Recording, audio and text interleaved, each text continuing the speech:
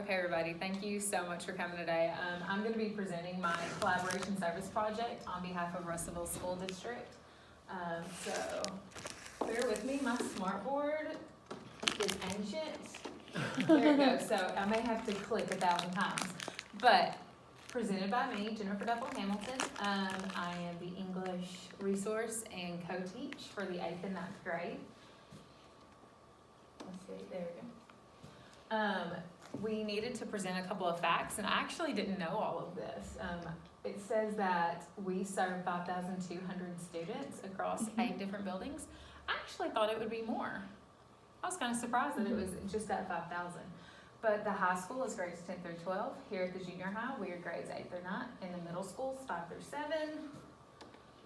And then we have our 500 elementary schools. By 500, I mean 5, which is Center Valley, Crawford, Dwight, London, and Oakland Heights. I guess I should stand over here, that way I don't have to keep walking in front of the screen. Okay, so what is collaboration? So first off, I really want to thank you for collaborating with me and your E-students going around and helping me film this video. So we have a couple of teachers who are going to explain what collaboration is. I'll turn it up. Goal, and I think you see this in the real world, literally everywhere. What happened? Okay, let's start this again. Technical You difficulties. can get a job at McDonald's, you can't get a job in the business world without being able to collaborate with others. And I think collaboration also means that you're willing to work with people from different backgrounds from yourself, be it race, ethnicity, or totally different political opinions. I think collaboration is super important in education. I think without being able to collaborate, you're not really going to get the best education you can get, just because so many people have so many different views on different topics. And so without collaboration, you're really not achieving the best you that you can.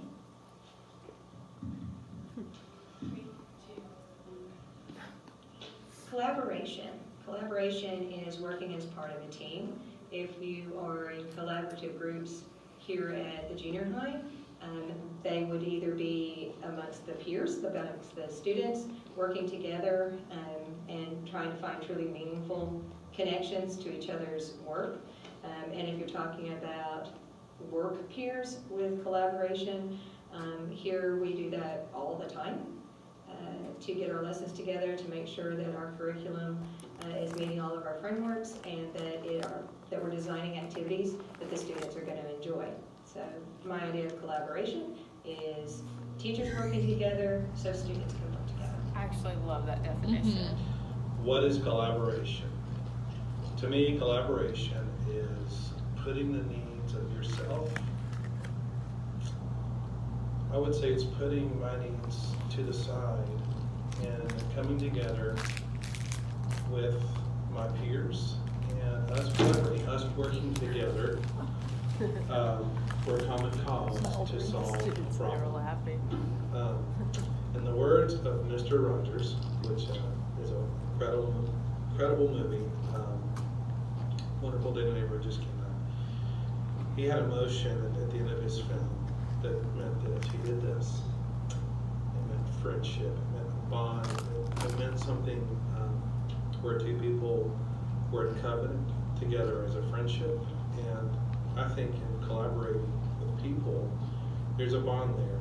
And as you work through the process with each other and you're working for that common cause, that we're better together than apart. So in other words, here at the junior high, we work together as educators, as we work together for the common cause. Not just to educate, because education I'm learning here is it's more than just being a teacher. It's coming together as a whole, as one unit, loving these students the way we need to, collaborating with each other to help find solutions to many different issues or common disorders that students struggle with. So to me, it's really coming together, working together, striving together to find that purpose, to find that mission statement, to find that overall theme that we can impact the student in the greatest way. I love that he hits the wall in that video. So Collaboration, There we go. Okay, so according to Webster's, collaboration is to work jointly with others or together, especially in an intellectual endeavor. My version is teamwork to accomplish a common goal. I still love what Ms. Mims said, that it's a teacher helping a teacher in order to enable a student to help another student. I thought that was the best absolute definition I could get. Okay, now the reason we're going through this whole process of collaboration, and this board has a lot of information, is because we're gonna talk about how general education teachers and special education teachers can collaborate together. And one of the reasons I actually really wanted you in here is because we're gonna talk about the evaluation process and how to get a kid into special ed. And I know you just went through kind of initiating that process. And so we're gonna talk about the referral process and how we can collaborate together. So this is the actual process. And in order to refer a student to special education, the very first thing that has to happen is a general education teacher or a parent must refer a student based on disability, poor grades, struggling to process information, or a plethora of other flags that start to come up. Then the very first step, and this is what a lot of people don't realize, but our school does a pretty good job with RTI, is that they have to go to RTI, response to intervention, before they can ever be considered for special education. And they have to go through all 3 tiers. After their RTI, if they don't improve, then they can be considered. After completing the RTI, the students will then be tested to consider placement.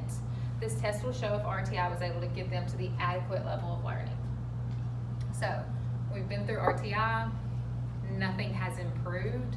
This is now where we bring in the special education department.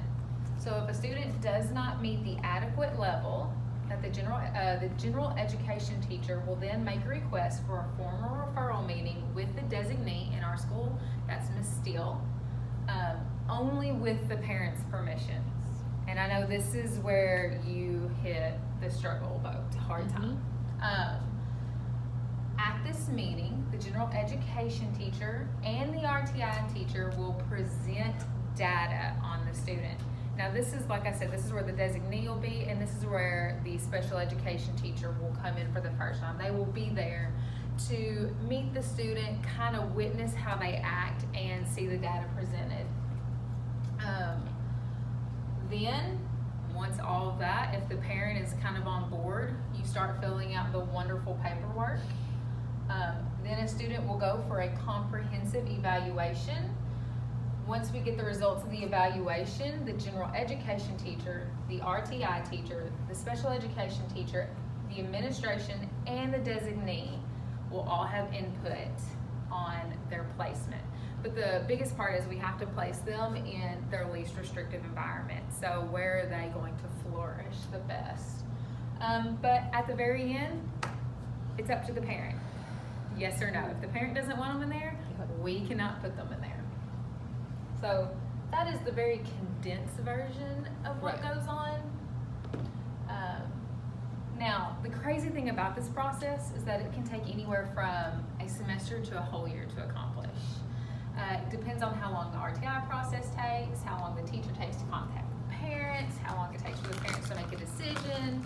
You know, once we start this process, the parent has up to 60 days whether or not they want to respond. They can wait to the 60th day. Then they get another allotment of days to do this. So it can be a very long, drawn-out process. My role in this as a special education teacher is I am invited to the conference to meet the student or the parent, and I will meet with the committee and go over the data to help determine placement. Just like review here, general education teachers, y'all actually probably have the bigger role because you're the one that has to do the referring and provide the data. Like I said, Pat Steele is our designee. Here is her number or her contact if you don't have it. She will be the head of the committee that reviews the data and makes the decision of placement for the students. So she is going to be the important person in the room. Well, we're all important people, but she's going to be the one that makes the hard decisions. RTI, we know RTI is a team, but as far as for the junior high, the one that heads it up is Mr. Foster. So if you need any of his information, it's there. His part, like I said, will be to collaborate with the team to review RTI data on the referred student. I'm flying through this, so if y'all have any questions, You're stop me. Okay, and like I said, general education teachers, not even just in referring, because that is something that we would collaborate on, but co-teaching, which we'll get into here in a little bit, we definitely will have to collaborate together. You have to work together or the class will not work smoothly. But we also work together on accommodating students with IEP or a 504. So if I was to hand you an IEP or a 504 and said, okay, here you go, that's not teamwork and that's not helping you understand what to do. Come on. Okay, and here's our administration. We have the lovely Matt Kordsmeyer, Ms. Monfee, and Mr. Sitowski. Their role for collaboration with us as teachers is to work together for the purpose of discipline, making sure that all modifications and accommodations are carried out by the general ed teachers as well as special education teachers. But it is their job to watch out for that. And they are the middleman for us with the parents. And then we have the counselors. We have Ms. Shamsey and Ms. Jones. They collaborate with us in making schedules, ensuring that special education students are placed in the correct class. So we had a big issue with this when we were filling out for our SSP night, because a lot of our special education students just marked that they wanted to be in math or AP English. Yes. And that's just, for a lot of them, that's not a possibility. So they had to go through and correct a bunch of this. They also ensure that our students are put with teachers that can support their needs. As we all know, there's just some teachers that aren't capable of doing this, and that's okay. And then they're also the emotional support of the students, which is probably their biggest role when it comes to a lot of my students. The great thing is now, you, Ms. Hubbard, are heading up our new team that we can collaborate with, our emotional support.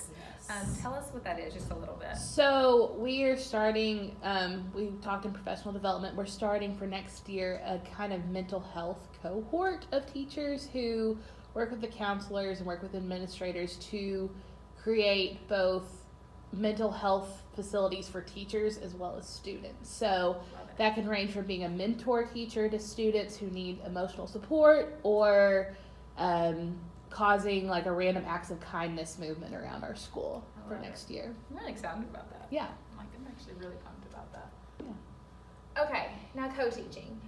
Here are some of your lovely co-teachers at RJHS. You have me, you have Missy Daly, and you have Ernest Taylor.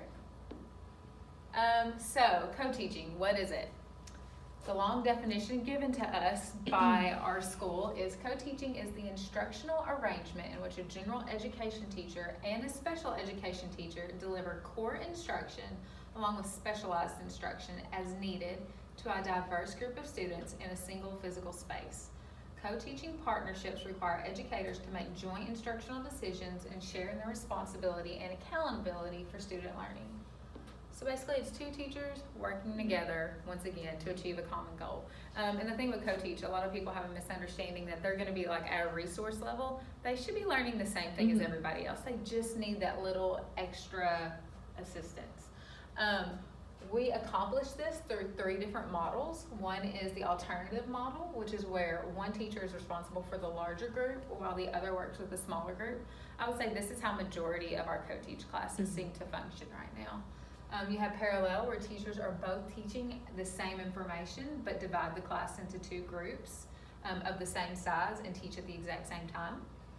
I probably see this the least out of any model that we use. And then there's teaming, which is both teachers are delivering the same instruction together to one large group. And this is the model that I think we're aiming to do better at. Yeah. Last time I met with the administration, that was what they said their goal was. Once again, according to our co-teach procedures and building guidelines, we as co-teachers are to be assessed the exact same way as a general education teacher. We are responsible for providing the components of an effective lesson. Differentiated instruction, clear objectives, we have to give an assessment, and evidence-based practices should all be apparent in our lesson. So I have to do a hook, I have to assess, I have to do all that just like y'all.